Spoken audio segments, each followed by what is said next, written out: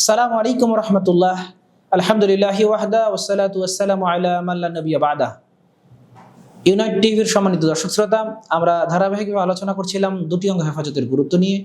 আজ আমরা আলোচনা করব দ্বিতীয়টি, অর্থাৎ লজ্জাস্থান হেফাজতের গুরুত্ব নিয়ে। আমরা শুরুতেই বলেছিলাম মানব দেহে এমন দুটি অঙ্গ রয়েছে যে অঙ্গ দুটি সবচেয়ে গুরুত্বপূর্ণ, এবং এই দুটি অঙ্গ হেফাজত করলে রাসূল মুহাম্মদ সাল্লাল্লাহু আলাইহি ওয়াসাল্লাম এর জন্য জান্নাতের গ্যারান্টার হয়ে যাবেন। আর এই দুটি অঙ্গ যদি হেফাজত করতে না পারি তাহলে আমাদেরকে জাহান্নামে যেতে হবে। এর দ্বিতীয় অঙ্গটি হচ্ছে লজ্জাস্থান। লজ্জাস্থান সম্পর্কে আমাদের সবার সচেতনতা আছে যে লজ্জাস্থান যদি বিবাহ বহির্ভূতভাবে অন্যত্র ব্যবহৃত হয় তাহলে এটা অপরাধ।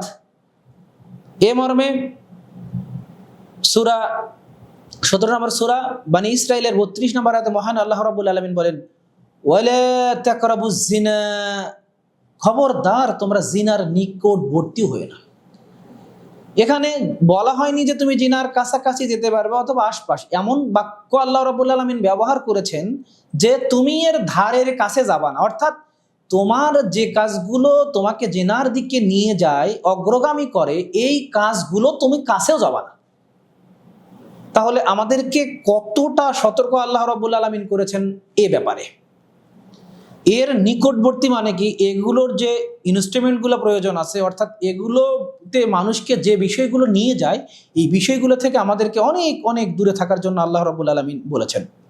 দেখুন, মুসলিমের একটি হাদিস 107 নম্বরে আবু হুরায়রা রাদিয়াল্লাহু তাআলা আনহু থেকে বর্ণিত, তিনি বলেন, রাসূল মুহাম্মদ সাল্লাল্লাহু আলাইহি ওয়াসাল্লাম বলেছেন, সালাসাতুন লা ইউকাল্লিমুল্লাহু ইয়াওমাল কিয়ামাহ, 3 শ্রেণীর ব্যক্তি এমন রয়েছে যাদের সঙ্গে আল্লাহ রাব্বুল আলামিন কথা বলবেন না বিচারের মাঠে। ওয়ালা ইউযাক্কিহিম, তাদেরকে পবিত্র করবেন না। ওয়ালা ইয়ানজুর ইলাইহিম, তাদের দিকে তাকাবেন না। ওয়ালা হুম আযাবুন আলীম, যাদের জন্য রয়েছে যন্ত্রণাদায়ক শাস্তি। 1 নম্বরে তিনি বললেন শায়খুন জানিন, বয়স্ক হওয়ার পরে যে ব্যক্তি ব্যভিচারে লিপ্ত হয় সে। বয়স্ক হওয়ার পরে বলতে আমরা সমাজে লক্ষ্য করলে দেখতে পারি যে কিছু ব্যক্তি এমন আছে যে ব্যক্তিটা সমাজে হয়তো বা বয়সের কারণে সম্মানিত হয়েছেন, অথবা সমাজের অনেক লোক তাকে চেনেন, বা সমাজের সমাজপতি। এই ধরনের ব্যক্তিরা যদি ব্যভিচারে লিপ্ত হয় তাহলে আল্লাহ রাব্বুল আলামিন বিচারের মাঠে তার সঙ্গে কথা বলবেন না, তাকে পবিত্র করবেন না, তার জন্য রয়েছে যন্ত্রণাদায়ক শাস্তি। কিন্তু অত্যন্ত দুঃখজনক হলো সত্য, বর্তমানে আমরা এগুলো অহরহ দেখতে পাই। আমরা পেপার, পত্রিকা অথবা প্রিন্ট মিডিয়া, ইলেকট্রিক মিডিয়া আমরা খুললেই আমাদের সামনে চোখে ভাসে যে 10 বছরের মেয়েকে ধর্ষণ করেছে 60 বছরের বৃদ্ধ, অথবা 7 বছরের মেয়েকে ধর্ষণ করেছে 70 বছরের বৃদ্ধ। তো এগুলো সম্পর্কে আল্লাহর নবী সাল্লাল্লাহু আলাইহি সাল্লাম আগেই বলেছেন যে শোনো, বয়স্ক হলে ব্যভিচার এমনিতেই বড় অপরাধ, এমনিতেই বড় পাপ, এরপরে বয়স্ক হওয়ার পর ব্যভিচার করলে এটার পাপ আরো বহুগুণ বেড়ে যায়। দেখুন, ব্যভিচারের শাস্তি এমনিতেই রাসূল মুহাম্মদ সাল্লাল্লাহু আলাইহি সাল্লাম বলেছেন বেত্রাঘাত, অবিবাহিত যদি হয়। আর বিবাহিত যদি হয় তাহলে এর জন্য শাস্তি হচ্ছে মৃত্যুদণ্ড। দেখুন, আবু দাউদের 4353 নম্বর হাদিস, আমাজান আয়েশা রাদিয়াল্লাহু তাআলা আনহা থেকে বর্ণিত, তিনি বলেন, রাসূল মুহাম্মদ সাল্লাল্লাহু আলাইহি সাল্লাম বলেছেন, 3 শ্রেণীর মানুষ হত্যাযোগ্য অপরাধী। এই 3 শ্রেণীর মানুষের পৃথিবীতে বাঁচার কোনো পথ ঘাট নেই, সমস্ত পথ ঘাটকে বন্ধ করে দিয়েছেন রাসূল মুহাম্মদ সাল্লাল্লাহু আলাইহি সাল্লাম।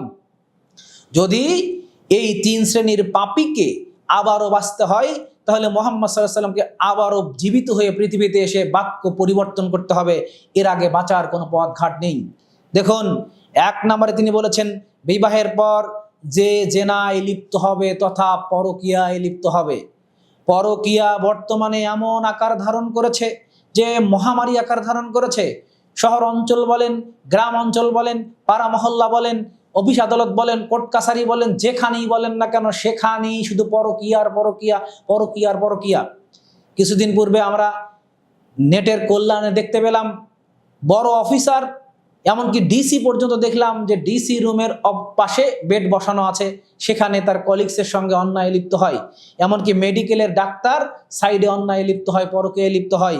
অথচ দেখুন, রাসূল মুহাম্মদ সাল্লাল্লাহু আলাইহি ওয়াসাল্লাম বলেছেন বিবাহের পর যদি কোনো ব্যক্তি ব্যভিচারে লিপ্ত হয় তাহলে তার বাঁচার কোনো পথ ঘাট নেই।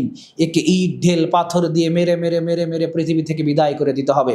2, এমন ব্যক্তি যে আল্লাহ ও তার রাসূল সাল্লাল্লাহু আলাইহি সাল্লামের বিরুদ্ধে অবস্থান করে, অর্থাৎ যে ব্যক্তি আল্লাহকে মানতে চায় না, রাসূলকে মানতে চায় না, যে ব্যক্তি আল্লাহর বিরুদ্ধাচরণ করে, রাসূল সাল্লাল্লাহু আলাইহি সাল্লামের বিরুদ্ধাচরণ করে, কোরআনের বিরুদ্ধাচরণ করে, হাদিসের বিরুদ্ধাচরণ করে, এর বাঁচার কোনো পথ ঘাট নেই।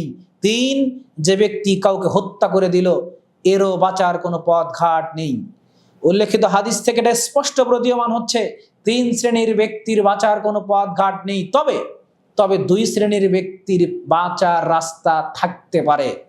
যদি কোনো ব্যক্তি হত্যা করে দেয় আর তার অভিভাবক যদি বলে যে না, আমার সন্তানকে হত্যা করেছে, আমি তাকে ক্ষমা করে দিলাম, আমি তাকে মাফ করে দিলাম, তাহলে সে বেঁচে যাবে। অথবা যদি হত্যাকারী ব্যক্তি বলে যে ঠিক আছে, এর বিনিময়ে আমি আমার সন্তানের বিনিময়ে বা আমি আমার আত্মীয়ের বিনিময়ে তোমাকে অর্থ দিচ্ছি, তুমি অর্থের বিনিময়ে আমার সঙ্গে মীমাংসা হয়ে যাও, তাহলেও তার বাঁচার রাস্তা আছে।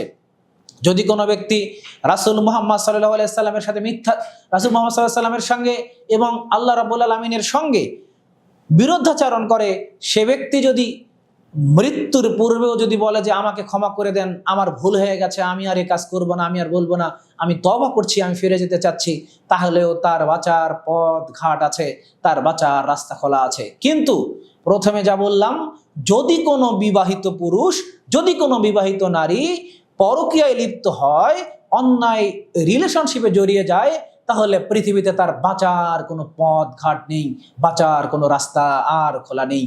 তাকে হত্যা করতেই হবে যে কোনো মূল্যে। তবে এটা অবশ্যই নিজের হাতে আইন তুলে নিয়ে নয়, এটা রাষ্ট্র কর্তৃক, এটা রাষ্ট্র এই হদ জারি করবে। সম্মানিত উপস্থিতি, দেখুন এই মর্মে রাসূল মুহাম্মদ সাল্লাল্লাহু আলাইহি সাল্লামের একটি হাদিস। রাসূল মুহাম্মদ সাল্লাল্লাহু আলাইহি সাল্লামের যুগে এক ব্যক্তি এই কাজ করেছিল, যা মুসলিমের 1695 নম্বর হাদিসে এসেছে। যা মাইজ ইবনে মালিক ইলা নবী সাল্লাল্লাহু আলাইহি সাল্লাম, নবী করিম সাল্লাল্লাহু আলাইহি সাল্লামের কাছে মাইজ ইবনে মালিক নামক এক ব্যক্তি আসলো। ফাকাল, অতঃপর বলল, ইয়া রাসূলুল্লাহ তাহিরনি, হে আল্লাহর রাসূল, আপনি আমাকে পবিত্র করুন। আল্লাহ রাসূলুল্লাহ সাল্লাল্লাহু আলাইহি সাল্লাম, ওই হক, রাসূল সাল্লাল্লাহু আলাইহি সাল্লাম বলেন, আক্ষেপ তোমার জন্য, ইরজিই, তুমি ফিরে যাও, ফাস্তাগফিরুল্লাহ, তুমি আল্লাহর কাছে ক্ষমা প্রার্থনা করো, অতঃপর ইলাই, তোমার পাপ ক্ষমা করা হবে। মাইজ ইবনে মালিক রাসূল সাল্লাল্লাহু আলাইহি সাল্লামের কাছে আসলেন। আসার পরে বললেন, ইয়া রাসূলুল্লাহ, আমি জেনায় লিপ্ত হয়েছি, আপনি আমাকে পবিত্র করুন, আমি অপবিত্র হয়ে গেছি। তিনি জেনা প্রথমে উল্লেখ করেননি, তিনি বলেছেন, আল্লাহ রাসূল, আমি অপবিত্র হয়ে গেছি, আপনি আমাকে পবিত্র করুন। রাসূল মুহাম্মদ সাল্লাল্লাহু আলাইহি সাল্লাম বললেন, ঠিক আছে, তুমি তাহলে বাড়িতে ফিরে যাও এবং আল্লাহর কাছে ক্ষমা প্রার্থনা করো, আল্লাহ রাব্বুল আলামিন তোমার পাপকে ক্ষমা করে দেবেন। সুম্মা জাআ গায়রা বাদি, এবার মাইজ ইবনে মালিক কিছু দূর গেলেন, যাওয়ার পর আবারও ফিরে আসলেন। ফিরে এসে আবার বলছেন, ইয়া রাসূলুল্লাহ তাহিরনি, হে আল্লাহর রাসূল, আপনি আমাকে পবিত্র করুন। ক্বালা রাসূলুল্লাহ সাল্লাল্লাহু আলাইহি ওয়াসাল্লাম মিসলু যালিক, রাসূল সাল্লাল্লাহু আলাইহি ওয়াসাল্লাম তাকে আবারও ওইভাবেই বললেন যে তুমি বাড়িতে ফিরে যাও, তুমি ক্ষমা প্রার্থনা করো, তোমার পাপকে ক্ষমা করা হবে। হাত্তা ইজা রবিউহা, এভাবে একবার নয়, দুইবার নয়, তিনবার নয়, চারবার মাইজ ইবনে মালিক আল্লাহ নবী সাল্লাল্লাহু আলাইহি ওয়াসাল্লামের কাছে আসছেন আর নিজেকে পবিত্র করার জন্য ব্যতিব্যস্ত হয়ে গেছেন। এবার রাসূল মুহাম্মদ সাল্লাল্লাহু আলাইহি ওয়াসাল্লাম বললেন, ফিমা উতহুরুকা ইয়া মাইজ, মাইজ, আমি তোমাকে কি থেকে পবিত্র করতে পারি? ক্বালা মিনাজ জিনা, সে বলছে, ইয়া রাসূলুল্লাহ, আমি তো ব্যভিচার করেছি, আমি তো বিবাহিত মানুষ, তারপরও আমি ব্যভিচারে লিপ্ত হয়েছি, ইয়া রাসূলুল্লাহ, আপনি আমাকে পবিত্র করুন, আমি ব্যভিচারের কারণে অপবিত্র হয়ে গেছি। রাসূল মুহাম্মদ সাল্লাল্লাহু আলাইহি ওয়াসাল্লাম প্রথমেই কিছু বললেন না, না বলে সাহাবাদেরকে বলেন, আবিহি জুনুন, এ কি পাগল? নিজে ব্যভিচার করে এসে নিজে কেউ কোনোদিন কি বলে? আখবিরু বিহা লাইসা বিমাজনুন, সঙ্গী সাথী বলল যে না, এ তো পাগল না। এবার রাসূল মুহাম্মদ সাল্লাল্লাহু আলাইহি ওয়াসাল্লাম, লা শারবাল খামর, এ কি মদ পান করেছে, যে মদ পান করার কারণে তার মস্তিষ্ক বিকৃত হয়ে গেছে, যার কারণে সে উল্টাপাল্টা বলতেছে। ফাকামা রাজুলুন, অতঃপর এক সাহাবী দাঁড়ালেন, ফাস্তানকাহা মিনহা রিহান খামর, এবার তার মুখ শুকে দেখলেন মুখে তার কোনো মদের দুর্গন্ধই নেই। রাসূল মুহাম্মদ সাল্লাল্লাহু আলাইহি ওয়াসাল্লাম বলছে, জানাইতা মাইজ, মাইজ, তুমি কি সত্যিই ব্যভিচার করেছো? বলে নাম। এবার রাসূল মুহাম্মদ সাল্লাল্লাহু আলাইহি ওয়াসাল্লাম বললেন, এবার রাসূল মুহাম্মদ সাল্লাল্লাহু আলাইহি ওয়াসাল্লামকে বললেন মাইজ যে, ইয়া রাসূলুল্লাহ, সত্যি সত্যি আমি ব্যভিচার করেছি। ফাআমারু বিহা ফারজমা। এবার রাসূল মুহাম্মদ সাল্লাল্লাহু আলাইহি ওয়াসাল্লাম নির্দেশ দিলেন, সঙ্গী সাথী একে পাথারে নিয়ে যাও, একে প্রকাশ্যে নিয়ে গিয়ে ইট ঢেল দিয়ে মেরে মেরে মেরে মেরে তাকে পৃথিবী থেকে বিদায় করে দাও। সঙ্গী সাথী তাই করলেন। মায়েজ ইবনে মালিককে পাথারে নিয়ে যাওয়া হলো, ইট ঢেল পাথর দিয়ে মেরে মেরে মেরে মেরে মায়েজ ইবনে মালিককে পৃথিবী থেকে বিদায় করে দেয়া হলো। মায়েজকে এভাবে কেন বিদায় করা হলো? কারণ মায়েজ বিবাহের পরে ব্যভিচারে লিপ্ত হয়েছিল তাই। সম্মানিত দর্শক শ্রোতা, আমরা হাদিস থেকে এটাই বুঝতে পারছি যে অবশ্যই বিবাহের পরে ব্যভিচারে লিপ্ত হওয়া এমনিতে অবিবাহিতও যাবে না, বিবাহের পরেও যাবে না।